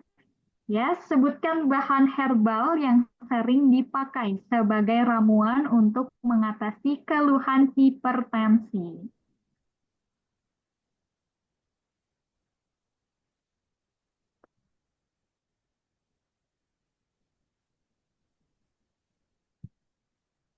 Ya, yang betul banyak sekali ya, yang tepat banyak sekali. Tapi kita mencarinya yang tepat dan juga cepat. Oke, nanti kita akan umumkan di akhir acara. Oke, sudah bisa ketahuan ya, dokter ya, siapa pemenangnya untuk di pertanyaan ini. Oke, kita lanjut ya Bapak Ibu ya, sesi ice breaking selesai. Nah, kita lanjut ke Dokter Yanti nih dok, karena dari tadi juga sudah banyak yang DM saya menanyakan tentang kelas-kelas Dokter Yanti, gimana sih Mbak Prema caranya biar bisa belajar sama Dokter Yanti dan lain sebagainya. Gimana nih dok, mungkin bisa langsung dijelaskan dok untuk detailnya. Oke, Bapak Ibu, saat ini kebetulan saya belum membuka kelas, tetapi saya sudah membuat tulisan yang bisa jadi panduan buat Bapak Ibu. Nah, kalau tadi Mas Edo sudah sampaikan referensi yang bisa Bapak Ibu baca, lumayan repot ya. Karena itu bentuknya tuh buku dan kalaupun PDF itu halamannya beratus-ratus. Nah, kabar baiknya saya sudah menyarikan itu buat Bapak Ibu dalam sebuah e-book yang sangat praktis untuk digunakan untuk panduan sehari-hari. Tulisan tadi yang saya share share screen tadi mengenai resep dan segala macamnya itu merupakan bagian dari isi yang terkandung yang sudah saya sampaikan di dalam e-book saya. Namun tentu saja kalau e-book itu lebih mendetail ya. Kalau presentasi tadi adalah poin-poin penting yang sangat yang perlu diurai lagi, yang perlu dijelaskan lagi. Bapak Ibu bisa dapatkan e-booknya. Kalaupun nanti mau mendapatkan yang tadi, boleh melalui Kak Prema ya setelah mendapatkan e-booknya. Kemudian untuk join group, nah itu juga fasilitas nanti Bapak Ibu kalau misalkan bergabung dengan grup dapat dapat undangan untuk bergabung di dalam grup WhatsApp yang saya dampingi. Jadi ada forum diskusi, ada forum konsultasi. Seperti itu. Nah, ini adalah e-book yang saya susun yang tadi bersumber dari berbagai macam referensi yang menjadi panduan saya, yang menjadi dasar saya untuk belajar herbal selama kuliah di Herbal Medik dan juga menyusun penelitian sampai sekarang untuk memberikan edukasi ke masyarakat.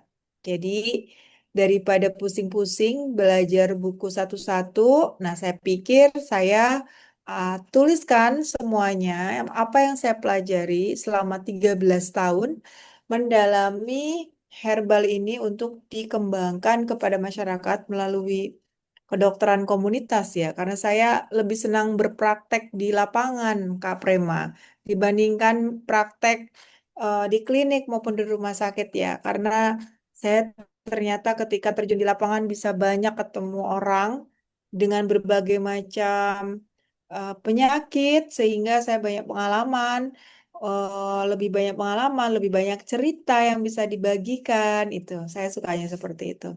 Jadi e-book ini merupakan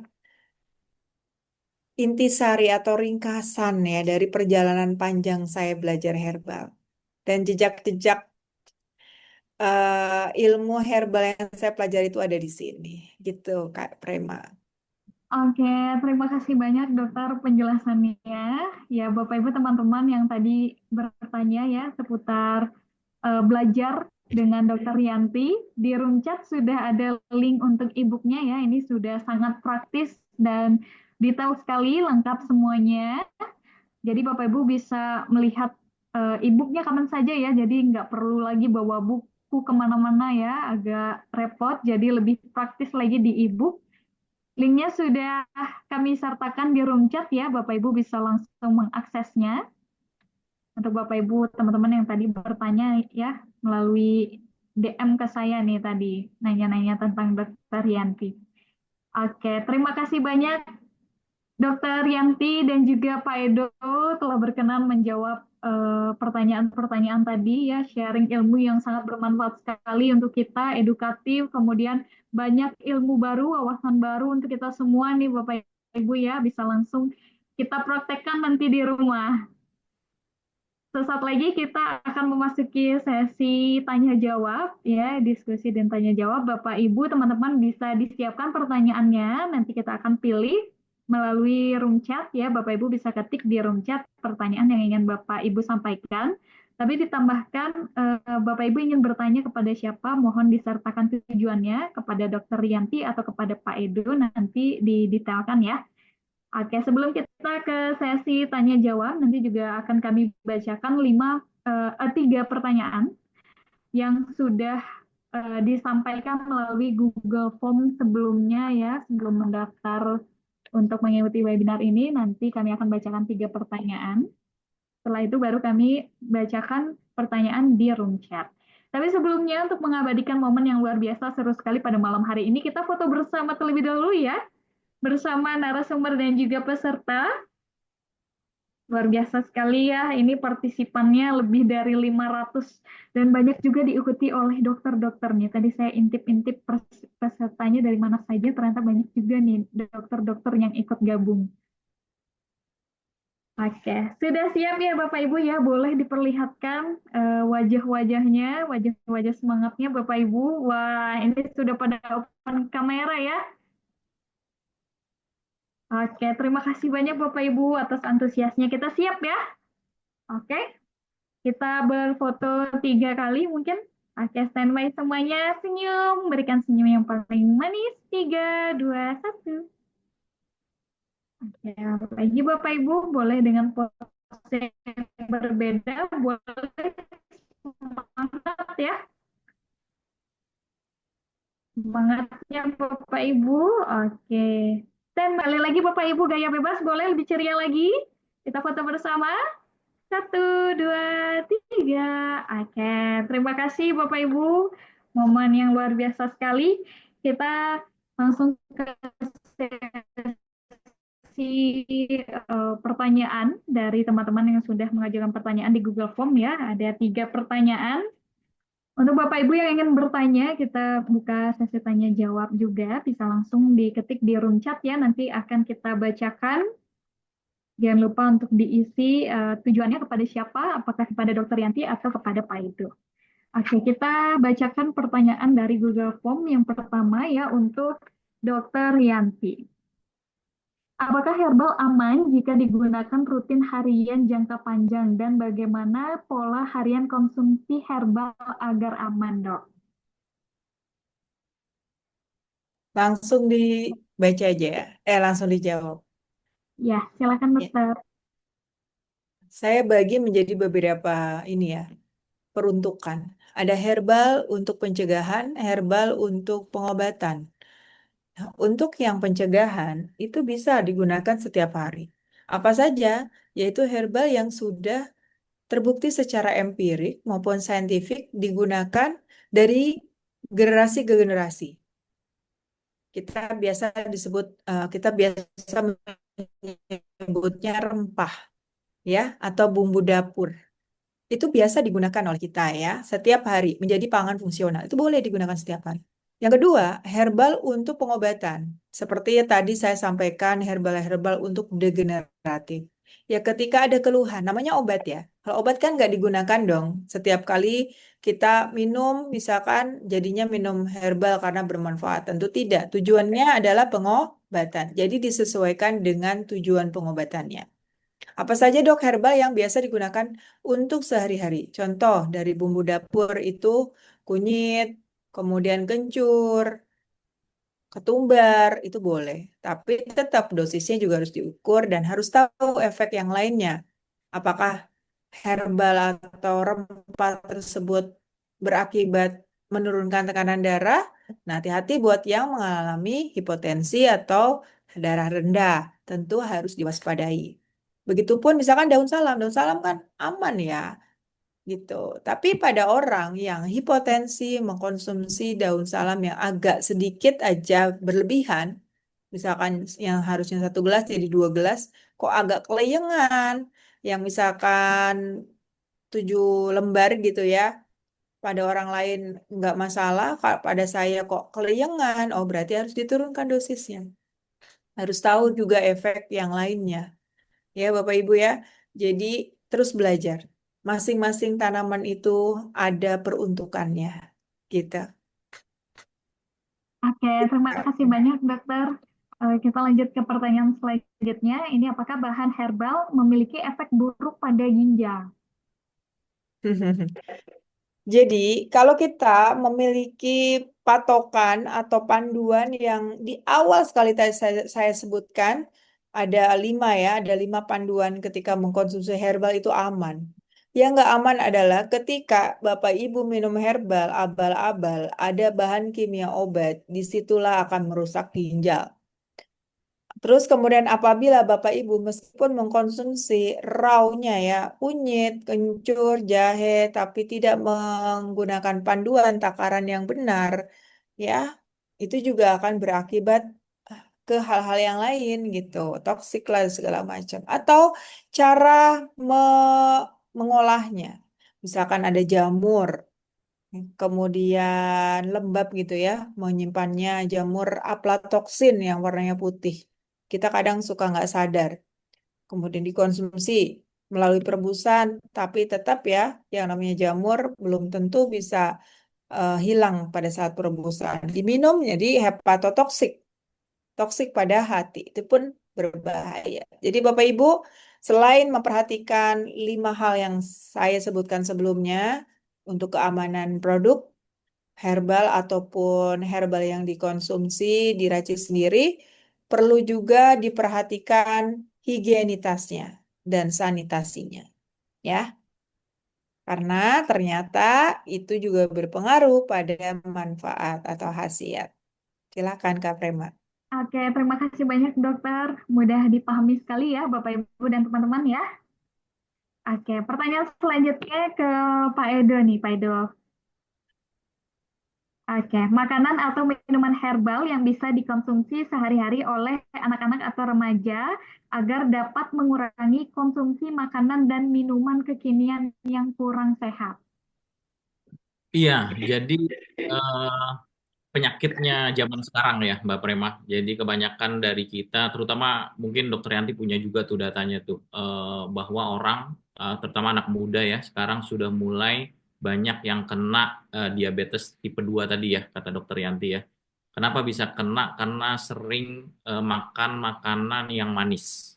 Jadi karena saking seringnya makan makanan manis, insulinnya udah males bekerja tadi kalau kata dokter Yanti ya, udah males bekerja karena memang saking banyaknya gula masuk ke dalam tubuh, tubuh itu udah ya ampun gula lagi, kira-kira gitulah kalau tubuh itu bisa ngomong gitu ya. Nah, gara-gara insulin itu tidak mau bekerja lagi, efeknya jadi keterusan si tubuh kita itu jadi nggak memproduksi lagi si insulin, si pankreas kita ya, yang menghasilkan insulin itu tidak lagi memproduksi insulin. Akibatnya anak muda zaman sekarang di usia 20 tahunan pun itu sudah mulai kena yang namanya diabetes ya. Apa efek diabetes? Sering lapar, terus juga sering kencing gitu ya di malam hari. Terus ada juga yang bahkan jadi obesitas efeknya gitu ya. Bahkan ada yang lemes, habis makan malah tambah lemes. Nah, itu udah mulai kelihatan tuh di anak muda zaman sekarang. Jadi memang saat ini yang paling dikhawatirkan itu adalah makanan manis, ya makanan manis. Nah, ini tentu bagaimana herbal untuk mengatasinya, ya yang paling utamanya dulu bukan herbalnya dulu tentunya ya. Jadi yang paling utama ya kurangi dulu makanan manisnya, karena itu memang satu hal kalau kita makan obat apapun tapi minum minuman manisnya terus aja berlanjut, pagi minum ice cafe latte, siangnya minum mixu misalkan gitu ya, malamnya minum minuman gula seperti chat time misalkan gitu ya, lagi hits ya, itu manis semua, jadi 3 kali dia minum minuman manis semua, ya tentu nggak akan ada efek apapun herbal yang dia minum, termasuk juga obat-obatan medis gitu ya. Nah, tapi untuk menjaga daya tahan tubuh, ya tentunya tubuh juga harus dilindungi. Apa yang bisa saya usulkan dan bisa saya rekomendasikan, itu yang paling sering dan mungkin nyaman di anak-anak itu adalah rempah jahe, ya bisa jahe biasa atau jahe merah, ya itu seperti diseduh atau direbus, nanti airnya itu diminum, ya jadi misalkan jahe biasanya saya pakai tuh kalau udah mulai gak enak badan Mbak Prema, saya ambil 2 ruas jahe tuh biasanya ya, 2 jari ya, 2 jari jahe saya rebus kira-kira 15 menit di air mendidih, habis itu saya saring. Nah, habis itu kan pedes ya. Saya biasanya pakai jahe merah, rasa minumannya itu pedas-pedas, enak lah gitu ya, hangat gitu ya. Nah, itu saya tambah 1 buah jeruk nipis biasanya. Jadi nanti jadi 1 gelas, itu saya tambahin 1 buah jeruk nipis, itu jadi kayak minuman lemon tea yang pedes-pedes enak gitu ya. Nah, itu biasanya cocok sama remaja. Jadi mungkin itu bisa jadi salah satu minuman yang boleh diminum konsumsi setiap hari untuk menjaga daya tahan tubuh usia-usia remaja. Jadi karena usia remaja ini juga nggak mau disuruh minum obat-obatan herbal yang pahit juga dia nggak mau gitu ya. Mungkin itu salah satu yang bisa saya rekomendasikan ya, Mbak Prima. Salah satu ramuan yang sering juga saya konsumsi. Oke, terima kasih banyak Pak Edo atas jawabannya, luar biasa sekali. Kita bergeser ke room chat ya, Pak Edo dan Dokter Yanti. Ya. Oke, ini ada beberapa pertanyaan yang sudah dipilih. Kita bacakan dulu untuk Dokter Yanti ya. Ini ada pertanyaan dari Ibu atau Bapak Ika, usia 56, dari Ibu Ika. Apakah obat herbal bisa digunakan bersamaan dengan obat medis? Obat medis ya. Bersamaan dengan obat medis, betul? Ya, betul, Dokter. Ya. Jadi Bapak Ibu, itu juga sebuah ilmu ya. Kita harus pahami betul interaksi obat dengan bahan herbal. Secara umum, jika ada bukan saya, itu interaksi obat. Contoh, bawang putih dengan anti penggumpalan darah. Siapa biasanya yang mengkonsumsi anti penggumpalan darah? Itu orang yang habis stroke atau orang yang punya penyakit jantung. Dia biasanya dikasih heparin dan sejenisnya ya, yang berfungsi untuk mengurangi pengumpulan darah. Nah, biasanya karena misalkan Bapak Ibu pengen mengkonsumsi herbal gitu ya, akhirnya minumlah ekstrak bawang putih. Nah, Bapak Ibu harus tahu ada mekanisme kerja yang sinergis antara bawang putih, terutama ekstraknya ya. Kalau ekstraknya meskipun 500 mili kan dia memiliki kandungan yang lebih pekat gitu. Bayang nggak dari berapa kilo bawang putih gitu sebetulnya. Nah, itu kita harus pahami interaksinya ternyata sinergis dengan obat anti penggumpalan darah. Sehingga ini yang perlu diketahui, khawatir itu akan membuat perdarahan justru. Nah, salah satu contohnya itulah ada beberapa yang harus Bapak Ibu pahami. Ya, nanti bisa dipelajari lebih lanjut apa-apa saja interaksinya, obat apa dengan apa.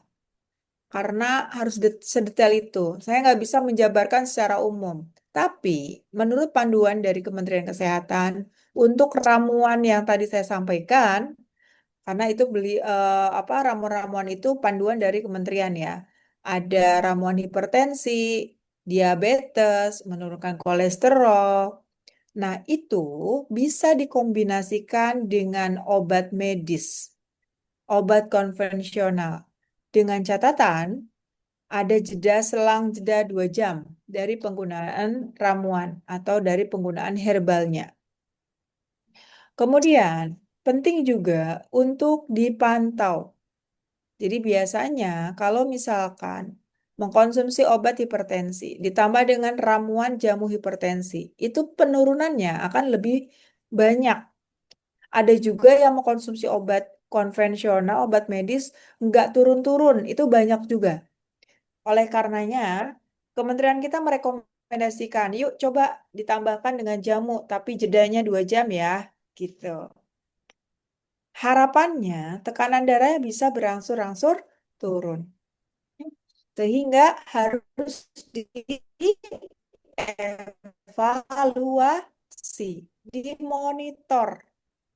Kan mudah ya cara memonitor tensi, kita bisa penurunannya berapa. Jangan sampai juga terlalu anjlok, nanti akan membuat tubuh kita akan kehilangan keseimbangan, akan pusing, keliengan, dan sebagainya. Jadi harus tetap dimonitor. Harapannya ketika kita mengkonsumsi ramuan jamu hipertensi, obat medisnya pelan-pelan dosisnya akan diturunkan. Oleh siapa? Oleh dokter yang merawatnya. Paham ya, Bapak Ibu sampai sini ya? Oke. Oke, terima kasih banyak dokter. Sudah sangat cukup dipahami ya Bapak Ibu dan teman-teman ya. Kita bergeser ke Pak Edo. Ini banyak juga yang masih bertanya tentang e-book. Nanti akan disounding lagi di room chat ya untuk link akses e-booknya, Bapak Ibu. Ya, Oke, nah untuk Pak Edo, ini ada yang bertanya nih Pak. Ya, Em, dari Bapak Edo Suryanto. sama Apakah namanya. Iya sama ya? Apakah kalau salah gramasinya apa berpengaruh terhadap khasiat jamu? Ya, gramasi bahan ya tentu ya sangat berpengaruh ya. Jadi kalau terlalu sedikit tentu bisa minim khasiatnya. Kalau terlalu banyak juga bisa berbahaya. Makanya ramuan itu memang nggak sembarangan. Jadi kalau tadi contoh ada bahan ramuan daun salam untuk ada efeknya anti hipertensi misalkan. Nah, itu memang 5 lembar ya 5 lembar. Ya, mungkin lebih-lebih dikit nggak apa-apa, misalnya dari 5 ya jadi 6 gitu. Tapi kalau 5 lembar disuruh tapi dikali 2 misalkan jadi 10 lembar gitu ya, efeknya jadi 2 kali lipat. Bisa jadi efek hipertensinya itu untuk menurunkan tadi efek hipotensinya ya, menurunkan kadar tensinya jadi terlalu banyak gitu ya. Malah jadi bermasalah nanti ya. Tadinya tensinya mau normal malah tensinya malah malah jadi turun gitu ya. Lain lagi ceritanya penyakitnya malah muncul beda lagi gitu ya. Jadi gramasi bahan herbal itu nggak bisa sembarangan memang gitu ya. Makanya memang nggak bisa kita buat-buat. Makanya Dokter Yanti juga itu memang bikin ramuan ya sekolahnya lama gitu ya. Bikin e-book tadi juga nggak sembarangan karena itu diambil dari berbagai macam sumber yang sudah diuji ya keberkhasiatannya. Gitu Mbak Prima. Oke, terima kasih Pak Edo. Ya, semoga bisa menjawab ya pertanyaan dari peserta tadi namanya sama juga Pak Edo Suryanto ya. Jadi tidak bisa asal-asalan gitu ya. Makanya Bapak Ibu dan teman-teman supaya tidak salah juga meramu bisa diakses e-book yang sudah disediakan oleh Dokter Yanti ya. Nanti akan kembali di-share oleh panitia di room chat supaya Bapak Ibu dan teman-teman ada panduannya nih untuk meramu ya, jangan sampai asal-asalan nanti bukannya berkhasiat malah sebaliknya begitu ya. Oke, kita ke Pak Edo lagi nih Pak, kan tadi sempat disinggung ya eh, ketika bertanya tentang salah satu salah satu bahan alami yang memiliki banyak khasiat. Ternyata yang paling banyak adalah kulit manggis nih. Di semua kolom bahkan plusnya 3 ya tadi artinya itu semua manfaatnya banyak sekali dari kulit manggis. Nah, bagaimana sih Pak apabila kita ingin mengkonsumsi ekstrak kulit manggis ini caranya yang paling praktis seperti apa? Karena kan tadi juga sempat disinggung ya kalau eh, mengkonsumsi manggis harus berhati-hati karena ada kandungan toksiknya juga di sana. Iya, Bagaimana untuk kita yang nggak mau ribet? ribet ya. Nah, jadi memang kulit manggis ini termasuk bahan herbal yang luar biasa sebenarnya. Dan luar biasanya lagi, manggis ini tidak semua negara punya nih, Mbak Prema. Jadi sangat beruntung orang Indonesia ada pohon manggis di negara kita. Jadi nggak semua punya. Jadi hanya ada di Indonesia yang banyak ya, Malaysia, Thailand, lalu Brazil. Kira-kira 4 negara itulah penghasil buah manggis terbesar di dunia, gitu ya. Makanya manggis Indonesia itu diekspor ke luar negeri ya, karena saking luar biasanya khasiatnya dan eksotisnya buat buah manggis ini gitu ya, dan terlebih kulitnya yang luar biasa bermanfaat. Jadi kalau saya bisa share khasiat dari kulit manggis ini sendiri luar biasa banyak ya. Di antaranya tadi efek dari anti diabetesnya, efek dari anti hipertensinya untuk jantung ya, untuk kesehatan jantung, efek dari anti kolesterolnya, termasuk juga dia bisa membantu rehabilitasi pengobatan untuk orang-orang yang punya sakit pencernaan karena memang dia punya kandungan-kandungan zat tanin ya, terus juga kandungan-kandungan saponin yang membantu proses pencernaannya lebih, mukosa lambungnya lebih lebih baik gitu ya.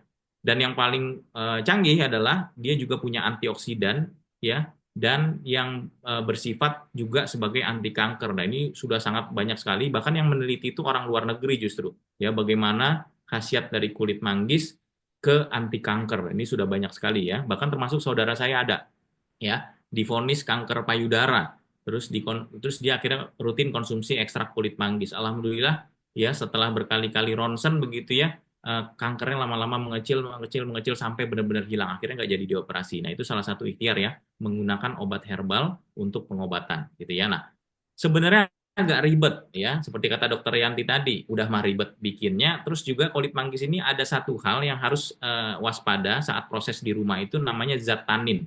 Zat tanin ini zat getah ya, di kulit manggis itu ada getah. Cara ngilanginnya sebenarnya mudah, tapi kalau di rumah memang agak sulit sedikit. Jadi kalau habis proses kulit manggis itu biasanya direbus ya, diseduh, direbus selama 15 menit di air mendidih, habis itu dibuburkan, lalu disaring, diperas gitu ya, nanti kita dapat airnya. Nah, airnya itu langsung dimasukin ke dalam kulkas ya, nanti akan muncul kerak-kerak berwarna kuning di bagian atas wadahnya itu. Nah, itulah zat tanin ya, keraknya itu ya, yang kita harus buang sebelum kita konsumsi air perasan kulit manggisnya gitu ya. Nah, kalau nggak mau ribet, ya tadi ikutin kata Dokter Yanti, bisa minum yang bentuk dalam kapsul, Mbak Prema. Ya, ada ekstrak kulit manggis Garcia namanya. Mungkin Bapak Ibu sudah sering dengar juga. Ya, tersedia di apotik, toko obat di kota-kota Bapak Ibu, silakan dicari nanti. Ya, tersedia di toko obat apotik.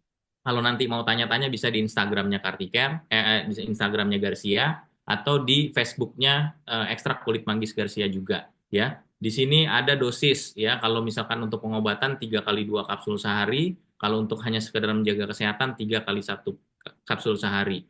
Nah, pastikan membelinya itu ada stiker hologramnya di bagian atas seperti pada gambar ini, Mbak Prema. Ya, karena mulai Februari kemarin kita sudah mulai pasang stiker hologram seperti ini. Kalau nanti beli Garcia di marketplace online atau di toko obat apotik nggak ada hologramnya seperti ini, sudah dipastikan palsu tuh, hati-hati. Ya, berapa harga Garcia ini? Biasanya dijual dengan harga eceran kira-kira Rp106.000 per botol. Ya, bisa dicari di mana saja, di apotik, di toko obat, di Tokopedia, di Shopee, silakan ya, bisa cari nanti, cari produknya. Yang paling enak memang beli di toko obat apotik, mungkin dekat sama Bapak Ibu gitu ya. Nah, ini praktis, tidak perlu bikin di rumah, karena memang bikin kulit manggis ini agak bergetah tangan jadinya gitu ya. Beda dengan kita bikin jahe, beda dengan kita bikin temulawak, beda dengan kita bikin ekstrak salam gitu ya. Lebih mudah. Tapi kalau ekstrak kulit manggis agak bergetah dan warnanya juga agak kuat. Jadi kalau kita habis proses Garcia, proses ekstrak kulit manggis ya, menggunakan blender misalkan Mbak Prema, itu sama kayak kunyit, nanti blender kita jadinya warna merah itu ya, karena saking kuatnya sifat antioksidan dalam ekstrak kulit manggis. Jadi ini buat Bapak Ibu yang punya penyakit hipertensi, kolesterol, diabetes ya, yang sedang ada peradangan, kanker, atau ada penumbuhan sel-sel kanker di tubuhnya, ini bisa konsumsi ekstrak kulit manggis dan bisa pilih nanti ekstrak kulit manggis dengan merek Garcia. Gitu Mbak Prema. Mudah-mudahan menjawab ya. Oke, terima kasih banyak Pak Edo. Wah, luar biasa sekali ya. Jadi ini menjawab pertanyaan Bapak Ibu dan teman-teman nih yang mungkin nggak mau ribet ya, Pak Edo ya. Seperti yang tadi sudah disampaikan, bisa langsung saja membeli Garcia begitu ya. Sudah tersedia di banyak marketplace dan jangan lupa untuk berhati-hati ya, harus ada yang tadi sudah disampaikan Pak Edo, harus ada labelnya begitu ya. Jika tidak ada, sudah dipastikan itu bukan Garcia yang asli ya. Ya. Oke, tadi ada yang bertanya juga nih Pak Edo, Garcia penyembuhannya berapa lama ya? Ya, Dari Suhadi. kalau sembuh itu memang bukan tugasnya obat ya. Jadi tugasnya memang itu datangnya dari Allah Subhanahu wa taala. Sembuh itu ya, kita hanya bisa berdoa. Ikhtiarnya yang bisa kita lakukan dengan cara ikut kelas-kelas seperti ini ya, ikutin apa kata Dokter Yanti, ramuan-ramuan herbalnya Dokter Yanti, mungkin salah satu ikhtiar juga bisa konsumsi Garcia ya. Tapi kalau ditanya berapa lama biasanya, kalau secara penelitian mengkonsumsi ekstrak kulit manggis secara rutin selama 6 bulan, itu bisa menurunkan kadar gula, kadar kolesterol, sama hipertensi hampir lebih dari 20%. Jadi silakan nanti dicari, penelitiannya ada, terbuka di Google, bisa dicari nanti ekstrak kulit manggis dari Universitas Brawijaya, itu cukup banyak penelitian-penelitian yang mereka lakukan, dan memang mereka menggunakan ekstrak kulit manggis dari Garcia waktu itu, makanya mereka kasih data-data penelitiannya kepada kami waktu itu gitu ya. Gitu Mbak Prema. Jadi kalau berapa lamanya beda-beda, bisa beda-beda ya. Tapi kalau secara penelitian itu 6 bulan konsumsi waktu itu diujikan. Oke, terima kasih Pak Edo telah berkenan menjawab. Oke, Bapak Ibu dan teman-teman, tanpa mengurangi rasa hormat ya, karena ini sudah waktu, sayang sekali kita harus segera berakhir. Tapi jangan khawatir Bapak Ibu, karena apabila Bapak Ibu masih ada pertanyaan-pertanyaan, baik itu seputar Garcia atau kepada Pak Edo, juga kepada Dr. Yanti, ya seputar herbal, bisa langsung DM Instagram Garcia ya di Manggis Garcia ID. Bapak Ibu yang belum follow bisa langsung follow, nanti bisa dijawab ya Pak Edo ya di DM Instagram ya, terbuka sekali. Kemudian Instagram Dr. Yanti Herbal jangan lupa di follow juga karena banyak sekali ada informasi seputar kesehatan. Dan Bapak Ibu, teman-teman tidak perlu khawatir juga yang ingin gabung di grup edukasi herbal Dr. Yanti bisa di link WhatsApp yang saya share ya di room chat ya. Bapak Ibu bisa join di sana untuk diskusi bersama dengan Dr. Yanti, sudah saya share di room chat ya. Kami juga tentunya mengucapkan terima kasih kepada Dr. Yanti, ini sudah berkenan menjawab di room chat ya Dokter ya. Memanfaatkan waktu dengan menjawab di room chat. Terima kasih banyak Dokter sudah menjawab rasa penasaran atau pertanyaan-pertanyaan. Halo, Ibu sehat? Alhamdulillah, Ibu lagi bikin ekstra kulit manggis biar selalu sehat. Kamu jangan lupa minum juga ya. Pasti Bu, aku kan selalu minum ekstrak kulit manggis Garcia. Garcia terbuat dari kulit manggis murni, asli Indonesia. Higienis, diproses dengan teknologi modern, hingga lebih praktis. Ayo sehat bersama ekstra kulit manggis Garcia. Sekali lagi, Garcia.